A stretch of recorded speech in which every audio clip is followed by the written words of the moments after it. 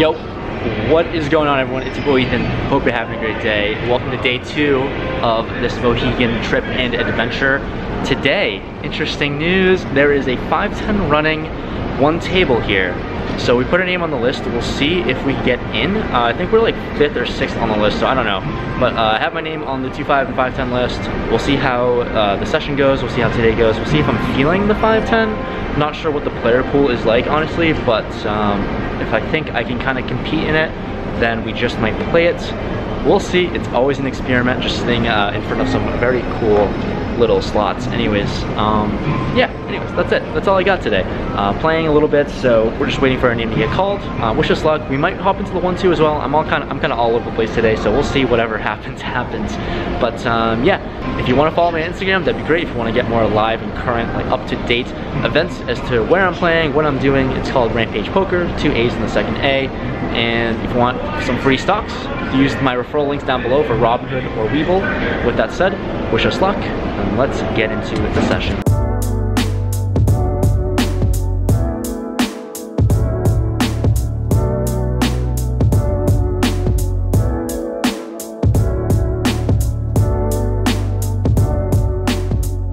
Day 2 of this Mohegan trip starts off at the 2-5 table, and we look down at 10-7 of diamonds on the big blind, and there's an under the gun straddle. The whole table folds back to this small blind player who decides to limp the $10. Here, I am putting in the raise to $50, seeing passive action and seeing how there's only 2 other players to get through, but we don't get through a single one of them as the under the gun and small blind player call.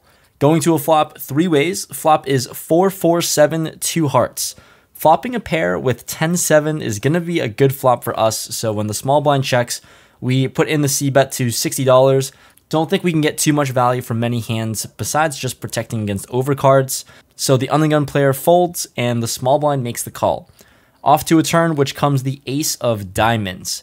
He checks to us, and he certainly can be calling with a lot of ace X's in his range, so we slow down and check it back.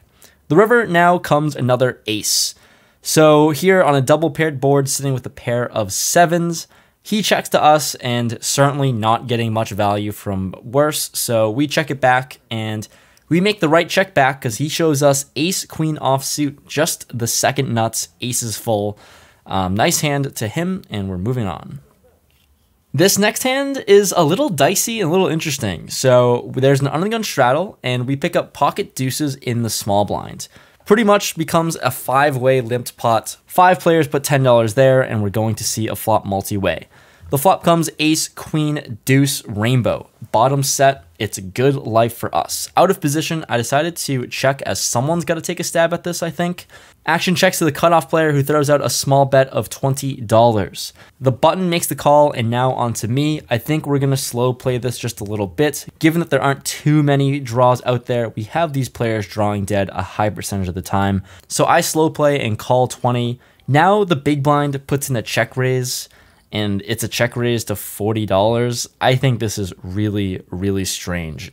Even stranger, the cutoff who bet 20 just calls the $20 more, and the button calls as well, and now we are facing very strange and weird action, especially given that we're out of position. I think we just gotta have to just release the trap now.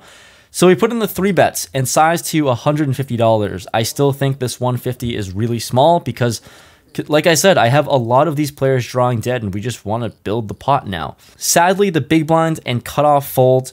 The button tanks for a while and ends up folding himself as well. So this was a very strange line, a very strangely played hand by everyone. But we take it down with a bottom set. Hand after that, looking down at king jack of spades under the gun, I open things up to $20.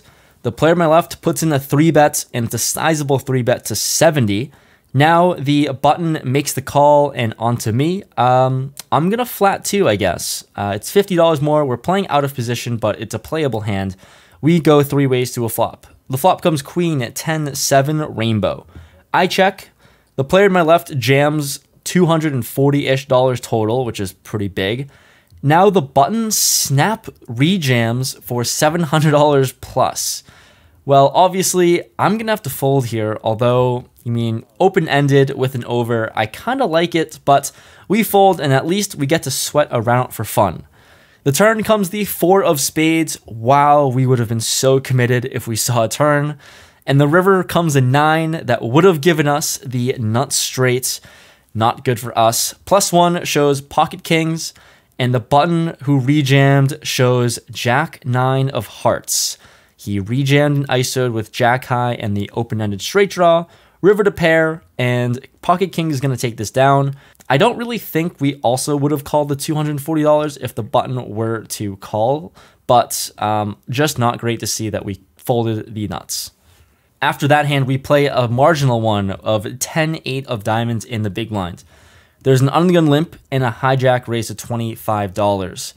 Action onto me, we're out of position, and I don't know. I just make the call given that this hijack player was the one who re-ISO'd with Jack 9. We want to mix things up with him and play a wider range, so we make the call, and the under the gun player who limped also calls. 3 ways to a flop, which comes ace, Jack 9, 2 spades, and a diamond. I check with my open-ended draw, and now the under the gun player who limped throws out a bet of $75. And once again, another strange action. The hijack who opened pre jams $114 total. Given how the action would be closed if I were to make the call of 114, we do have backdoor diamonds and the open-ended straight draw. Being out of position, once again, not great, but I make the call for 114, and the under the gun is obviously going to have to call as well, considering he's not folding. So we're going to a turn which comes the deuce of hearts, total blank, and it's not ideal for us. We check, and he snap checks it back, which is nice. The river comes the queen of clubs, so perfect. Once again, we get there on the river, and this time we're actually in the hand. Now, hoping for a call here, we are playing a dry side pot. I throw out a bet of $175. He tanks for quite some time, and unfortunate news for us, he ends up folding. So we show our hand for the main pot, assuming that we're good. We show our straights, and he shows us queen jack offsuit, so ripped it all in with middle pair there, and nice to suck out and take this one down. Alrighty, let's talk. Obviously, if you couldn't tell by the title of this video and the lack of number of hands, we got busted for filming, and we're back in our hotel room after playing for an hour of poker. So, what happened? Nothing too crazy. One of the floor people told me to move my phone off of the felt. Then I moved it back onto the rail. He took a lap, then came back, saw that I was trying to record the footage on the table, called someone else over, told him to stop recording, and that's that.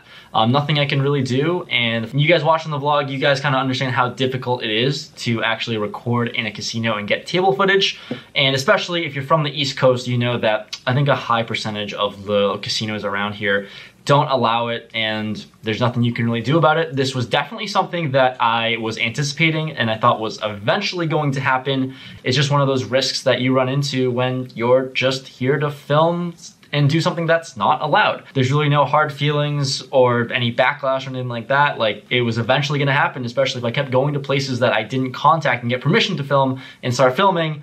It's not gonna work out. So yeah, pretty bummed out, unfortunately though, still, even though we saw this coming. I'm here to just make videos for you guys, and this is really what I enjoy doing. So we racked up and cashed out shortly after kind of getting called out and getting told to stop. And there's that. As of right now, I honestly don't know if I can even use and post this footage from yesterday and today, but if you see it, you know, we're just winging it, we're going with it, we'll see what happens. But yeah, it's just an unfortunate occurrence and something that was certainly bound to happen eventually, and it is what it is. So unfortunately, this video is a little bit of a bust. I think we only had like 4 hands to go over, but to talk about it, the session played for an hour, we were in the game for 900, out of the game for 1093. So decent profit there. At least we made money today. So moving forward, I don't think I'm able to really play here because I can't make videos here unless I get permission. So maybe I'll try to work on that. On the other hand, it does shine on the light of how appreciative I am of Boston Billiard to be the one real casino to hit me up and give me complete full reign to record and get footage and get cool cinematics for you guys. I don't know, in my perspective, it is a win-win for the casino side and my side or anyone trying to make videos. The casino, poker room, wherever it may be, they literally get like a 15 to 20 minute long ad advertisement of the room pretty much. So it's a huge win for them, and obviously a huge win for me and everyone watching and us to just get poker content and kind of be able to kind of feel what it's like to be on the table and capture the environment there. So hopefully we're able to kind of normalize the situation of using the phones at the tables, or at least recording or something like that, or at least just get permission. I'm not entirely sure what the plan is, but I know that I'm definitely not the first person to experience something like this. Just obviously a little bummed out, but I know every other vlogger kind of experiences the same kind of issues and situation. At the end of the day, I'm here to try to provide the best content that I can out here, and I think trying to move around in different casinos and card rooms is the best way to kind of just mix things up. So that's the main reason why I came down here to begin with. So I guess I have a lot of work to do on my end to try to prevent this from happening in the future. Try to contact the local casinos, try to contact other places that I plan on visiting and see if we can get the ball rolling. But it is a pretty long and tedious process to do so in terms of moving in the right direction and getting permission. That's kind of on my end. So unfortunately, this is the video that you'll get. So let me know in the comments below what you guys think about the situation. Definitely, I'm curious of what you guys think about the difference between like a talking headshot like this without the actual table footage, or do you guys really care a lot about table footage? I think you guys cared a lot about the table footage, which is why I stopped playing, because I tried to do that whole thing of doing a talking headshot when I was playing at Boston Encore, where I wasn't allowed to film, and the channel really didn't do too great there. But obviously it's a huge improvement to get table footage, so I'm gonna do whatever I can, but let me know in the comments below what you guys think. If you guys really prefer and think that the table footage sets the non-table footage videos apart big time. So yeah, I don't know, that's all I got. We're gonna edit this thing, post it, hopefully we can. So hoping, please, Mohegan, just let me post these 2 videos, and then hopefully I can get permission or something like that. But certainly wasn't trying to do anything malicious. Just here to make content for the people who watch the vlog. So with that said, thanks so much for watching this video. Leave a like if you enjoyed. I'll try to do my best moving forward in terms of getting table footage, but we'll certainly try to get some permission from other places. With that said, thanks for watching. I'll see you guys next time. Peace.